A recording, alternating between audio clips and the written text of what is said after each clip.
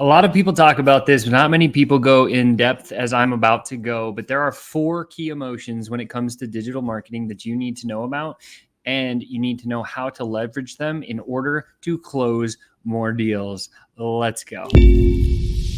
What's up, FlowChat Connector? Sean back at you with another bam high ticket tune up. Hope you're doing really well today. Don't forget to smash that like button, share this out to somebody who needs to get a little bit better in sales.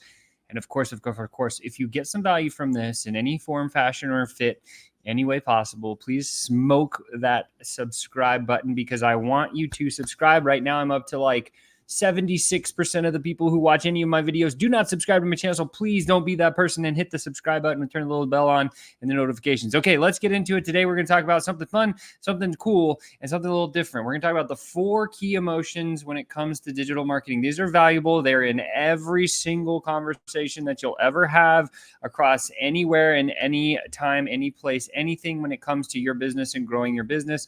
And if you understand how and where these emotions play into your life and into your business, you'll understand how to leverage them to go fast, because everybody wants to do one thing, and that's close a lot of deals. This video is going to help you to do that. So first and foremost, we have what we call the 4 buying emotions. So this is the juice. There's only 4 buying emotions that completely exist, and I'm going to go through them with you one by one and give you some examples of how we start. Now, what I'm going to do is I'm going to go from least to most valuable. Okay. So starting with the least valuable buying emotion that we have is prospects will move toward pleasure in the future. What does pleasure in the future mean to you? Take a second, think about it. Here's a great example.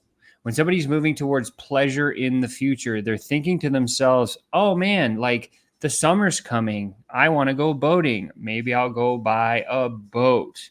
And so then that might motivate them in order to make a buying decision and hit the action threshold. Now, it only works in certain cases, but what is the action threshold? That's the point in time that phrase was coined by the Wolf of Wall Street, Jordan Belfort. The action threshold is where no like and trust has been built up enough, and the buying resistance has leveled out or come down enough to where that line exists between the two of them. And that's the action threshold of which somebody will give you their credit card in order for you to process a purchase. Now, 4 buying emotions that trigger this. The first one, the least impactful or the least potent one, is moving towards pleasure in the future. So let's say, for example, you're sitting there around and you maybe have a bunch of extra cash flow and you're like, the summer's coming, Sean, I want to go buy a boat. So I'm just going to go do that. And you go down to the boat store and you say, that's the boat. I want to drive it around the summer and I can visualize myself in that place and doing the thing on the boat. Here's my credit card. I want that boat right now. And they buy that. So that is one buying emotion that will lead to a sale.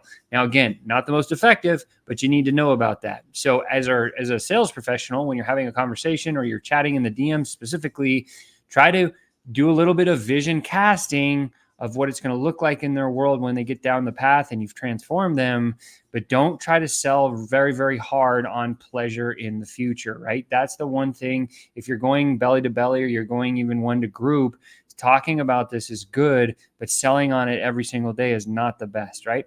The second buying emotion is called moving towards pleasure in the present. This is that, hey, I'm seeking a sugar rush. I'm going to go eat a piece of candy right now because I want that hit of dopamine in my system. People will move towards pleasure right now.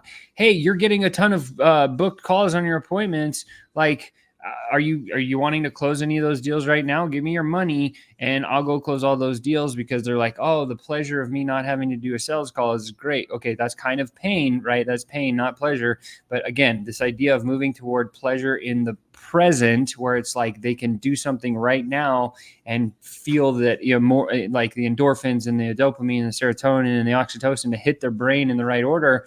That is another buying motivator. The third one, which is even more powerful. So again, this is in order. The third one is moving away from pain. So because there's 2 things, people either move away from pain or they move towards pleasure. So towards pleasure is the lesser motivators. Moving away from pain in the future is a good one. Hey, like, Sean, your company's falling apart. You need an infrastructure. I don't know what CRM you're using, but I don't know how you're doing it now. But like, wouldn't it be cool in the future if you could just eliminate that problem? Yes, I'm interested. Okay, then ClickUp comes to mind. It's like we use that as a CRM. It's pain in the future. And then doing an entire shift for pain in the future would be like, oh man, if I don't do this, this is what's going to happen to me in the future. If you can sell on that one, and that one's a lot more powerful than the other number 3 and number 4 here. But again, it's not the most powerful one that's out there. Moving away from pain in the future is like, oh shoot, there's a storm coming, winter's coming. I better start preparing now so that I don't get stuck in that environment. This is a great place to be if you're an entrepreneur and you're trying to solve problems proactively and stay just one step ahead of the curve, because it'll stop all the forest fires or the fires that you have to put out on a daily basis if you start thinking through the lens of, I want to avoid that pothole. I want to avoid the pitfall over there. So I'm going to take action today and solve that problem. That's what a pain in the future really is. And you can sell on that one, and it works better than number 3 and 4, but nothing works as good as moving away from pain in the present. Short timeline with something that's happened absolutely right now. Hey, oh my God, like my sales page just went down. I can't receive money from this badass presentation that I just did. I need this fixed now, because it's costing me dollar today. That is pain in the present, right? And so what we do in our conversations is we always want to elicit or pull out some of these pains. And that's why everyone says, hey, you got to go further. What's your pain point? What's your pain? Your pain, your pain. Well, instead of saying, what's your pain point? What we need to do is focus on using emotional trigger words like, hey, you're not struggling with this, are you? Instead of me saying, hey, what's your pain point? I can say, hey, you're not struggling with this one thing, are you? And you say it in that way with that tonality, because then they're going to be like, oh, we actually am. Oh my gosh, you are. That's crazy. You just got pain in the present, right? Hey, you're not annoyed because this is going on. Hey, you're not frustrated about this. Hey, you're not pissed off about that, or you're not ticked off because this is going on in your business, are you? That's how you start to pull out pain in the present. Don't just ask the question, hey, what's your pain? What's your pain point? Because everybody's heard that language. And if you're trying to be a true sales professionals don't say the stuff that the traditional salespeople say. So again, how do you pull pain in the present? You ask emotional trigger indicator questions like, you're not struggling with this, or are you struggling with that? Are you frustrated with this? Are you concerned with this? I use an analogy, WASP. WASP. What are you worried about? What are you annoyed? Are you worried about this? Are you annoyed by that? Are you struggling because of this? Are you pissed off that this is happening? And that starts to pull out all of the things that you need to talk about in the conversation. Moving on really quick. Again, I said most important one is pain in the present. And so let's take the digital marketing example. Say you're selling some service to digital marketing agencies. The first thing you can ask about is complexity of digital marketing. So you could come out and you say, hey, you're not worried about like putting all of this stuff together and making it work right away, because I know your specialty is in delivering your coaching service.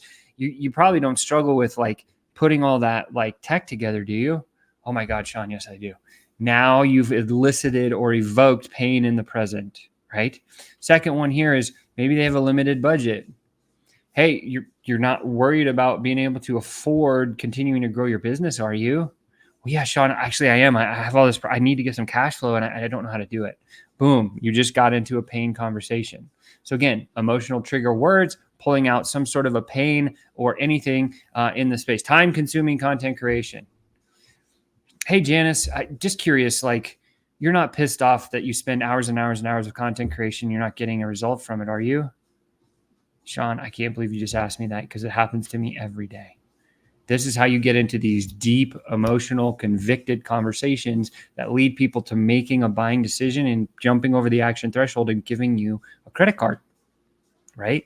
Time-consuming content creation is another pain point that our prospects have. So if you want to graduate from traditional salesperson to sales professional, or even sales ascender, which is the ultimate level, so what we teach and coach, is start thinking through the lens of your client and coming up with those pain points that you already know that they probably have. You can do some research, you can ask some friends, but then write down, here's the pain point, time-consuming content creation. How can you form a question that uses an emotional trigger to pull out that exact thing, right? Next one here, overwhelmed with multiple platforms.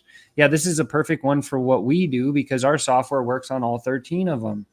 And so the question I would ask in this one is like, Janice, are you annoyed that you have to like buy this tech and that tech and that tech and that tech and this tech for them to all work on all the platforms at one time? Like, does that overwhelm you? Because it really seems frustrating to me. And then they're going to sit there and be like, oh my God, yes, I wish I could just have it all in one place. Dang, tell me more about that, right?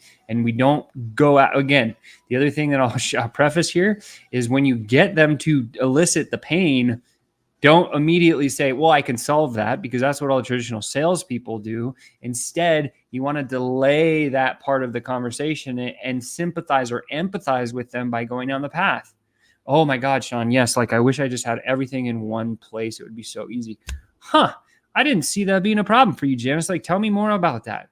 And now Janice gets really emotional, because what you're doing in the conversation is you're taking them from logic and you're moving their mindset into emotion. And when you can do that, what happens is it triggers the buying mentality, and you get, because people buy emotionally and they justify logically. Our job as sales professionals and sales ascenders is to start a conversation. Everyone starts logically, and we have to get them into an emotional state to say yes to buy your thing. And then we have to justify buying that thing logically. That's why our sales system works so well. Okay. So another one there, last one, effective analyzation. This one's another great one for what we do, right? And again, if you're in the digital marketing space, analyzation or data or reporting, that's always a pain for a lot of people in the digital marketing space. And so you could come at them and say, again, WASP, so worried about, annoyed by, struggling with, or pissed off because, right? So I use the pissed off one. Well, I could come down and I could say, man, you're not struggling on using that spreadsheet to pull your data and like actually make good decisions. Is the data, like getting the data to make the decisions, a problem for you? Oh my God, Sean, yes. And now what you've done is you've taken them from that logical thing into an emotional place, and you can start to build know, like, and trust and position yourself as a trusted advisor, and then eventually close the deal. So again, going back to this really quick here, is the number one buying emotion that you need to get your prospects into is pain in the present. Don't try to sell pleasure in the future. Hey, if you buy this boat right now, your summer's going to kick ass. People will buy because of that. Moving forward, pleasure in the present. Hey, if I give you this painkiller, you're not going to feel that later tonight. That's going to be great, right? Yeah, that's awesome. Pain in the pleasure. I can take that pill now and I can feel good in the recent and near future, like an hour or so, right? Moving away from pain in the future. Man, winter's coming. If you don't have AI in your systems right now, like, you're going to lose out. Do you want to buy my stuff? That would be pain in the future. And then of course, pain in the present. Hey, you're not struggling with analyzing data, are you?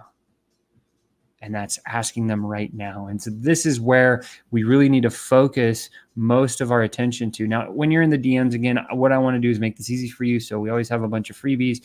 This one right here is a bonus. If you want the exact DM scripts we've used to create $2 million in revenue, go to this link right now. It's just scripts.flowchat.com and download this guide for yourself. Because if you're using DMs at all in any form or fashion to actually message people, to get them to get on a call, or to get them to go to your group, or to go to your website, or whatever, this is going to help you. We have dissected over 1 million different DM conversations, analyzed 350,000 of them, and came up with patterns that work.